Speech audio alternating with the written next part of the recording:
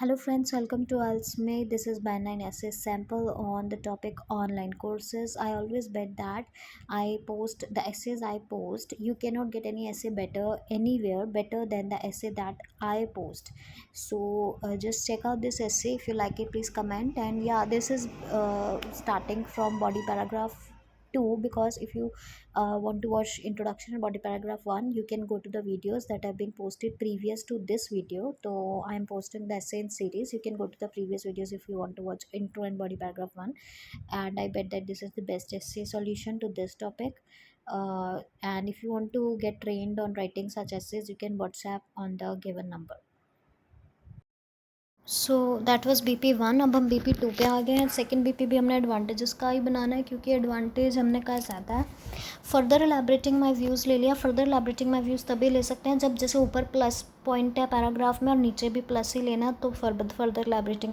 अगर नीचे नेगेटिव लेने वाला है फिर तो हाउ एवर या ऑन द अदर हैंड ही लेना पड़ेगा. तो अभी हमने लिया फर्दर एलैबोरेटिंग बिकॉज यहाँ भी एडवांटेजेस है. फिर हमने लिखा है वेब यहाँ कटा हुआ है. Study program over the web इस तरह से बनाया है. इसका दूसरा बेनिफिट क्या है? Study programs over the web make it plausible for. Plausible क्या होता है? पॉसिबल.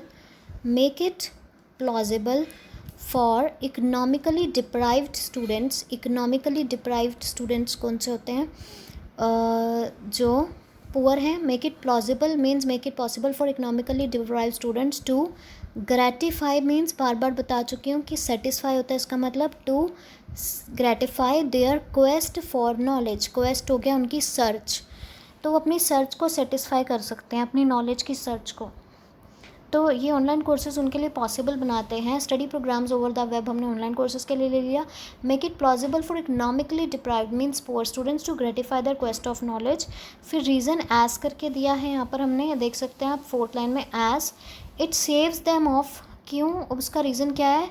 कैसे इकोनॉमिकली डिप्राइव्ड स्टूडेंट्स के लिए बेनिफिशियल है? तो हम बताएंगे कि पैसे बचते हैं, तो it saves them of money. वो उनके पैसे बचाता है, तो इट सेव्स देम ऑफ लिखा है. इट सेव्स मनी नहीं लिखा मैंने लिखा है उनको बचाता है पैसे लगाने से, तो it saves them of the money. Needed to travel and relocate to new city. कि ट्रैवल नहीं करना पड़ता कोर्स लेने के लिए, और रिलोकेट स्पेशली नहीं करना पड़ता मीन्स किसी और सिटी में जाकर नहीं रहना पड़ता. तो ऑफकोर्स उस केस में खर्चा होता है. तो हमने लिखा है कि क्योंकि क्या होता है कि it saves them of money needed to travel and relocate to a new city. Thus इसीलिए फिर मैंने ये लाइन क्या बनाई है कि कंक्लूडिंग सी लाइन बनाई है कि कन्वीनियंट होने के साथ साथ, अपार्ट फ्रॉम बीइंग कन्वीनियंट के साथ साथ के लिए अपार्ट फ्रॉम आ गया कि कन्वीनियंट होने के साथ साथ, होने के लिए बीइंग लगाया है. Apart from being convenient comma such courses. पहले हम सिंपल लेंगे कि सच courses include cost effectiveness future also. इसीलिए इसमें कन्वीनियंट होने के साथ साथ कॉस्ट इफेक्टिवनेस का फ्यूचर भी है. अब कन्वीनियंट वर्ड क्यों यूज़ किया? कन्वीनियंट तो इस बीपी में कहीं नहीं था. कन्वीनियंट इसलिए यूज़ किया क्योंकि फर्स्ट बीपी में हम ऑलरेडी बात कर चुके हैं कि वो कन्वीनियंट है, अपने घर बैठे कहीं पे जाके कहीं भी पढ़ सकते हैं बिना जाए. तो फिर मैंने यही कह दिया कि कन्वीनियंट होने के साथ साथ ये सस्ते भी हैं. तो सस्ते होने की बात तो यहाँ हो ही चुकी है. तो दस apart from being convenient such courses include cost effectiveness future also. कि इसमें कॉस्ट इफेक्टिवनेस का भी फ्यूचर है. कॉस्ट इफेक्टिवनेस क्या होता है क्लियर हो जाना चाहिए पढ़ के कि कॉस्ट इफेक्टिवनेस मीन सस्ता होना. ये सस्ता, ये भी फ्यूचर है. तो सच कोर्सेज इंक्लूड की जगह हम एनकम्पास लिख सकते हैं, जो शायद यहाँ नहीं दिख रहा है. इसके सच कोर्सेज एनकम्पास पहले हमने वर्ड बताया था, आप नोट भी कर सकते हैं. एम्ब्रेस इंक्लूड के लिए EMBRACE. EMBRACE यहाँ मैं बता रही हूँ encompass. ENCOMPASS encompass means include.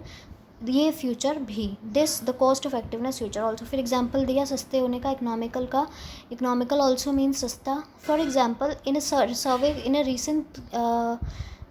in a recently conducted survey in India by Times News, the trend of online education has doubled the number of students. कि जो ऑनलाइन एजुकेशन का ट्रेंड है उसने नंबर ऑफ़ स्टूडेंट डबल कर दिए. Enrolling in the वार्सिटीज़, जो कि universities में एनरोल हो रहे थे. वार्सिटी मीन यूनिवर्सिटी, जो कि वार्सिटीज़ में यानी कि यूनिवर्सिटीज़ में एनरोल होने वाले स्टूडेंट डबल हो गए. अब आगे क्या लिखा है उसको कनेक्ट किया मैंने. पॉइंट मेरा आइडिया क्या था? इकोनॉमिकल होना. तो मैंने क्या लिखा है? We have other which who would have last line में who would have otherwise backed out due to the financial constraints. जो कि अदरवाइज़ क्या करते, एडमिशन ही ना लेते फाइनेंशियली प्रॉब्लम होने की बजाय. तो जो वो स्टूडेंट डबल हो गए. तो उन्होंने भी एडमिशन लिया जो अदरवाइज़ ना लेते के लिए would have plus third form वाला टेंस यूज़ होता है कि मैं ये करती, जैसे मान लो I would have done it, मैं ये करती, अगर मैं होती तो if I was there I would have done it, would have plus third form लगती है। और वो एडमिशन ना लेते, who would have otherwise backed out, वो बाहर निकल जाते, who would have otherwise backed out due to the financial constraints, उन्होंने भी एडमिशन ले लिया।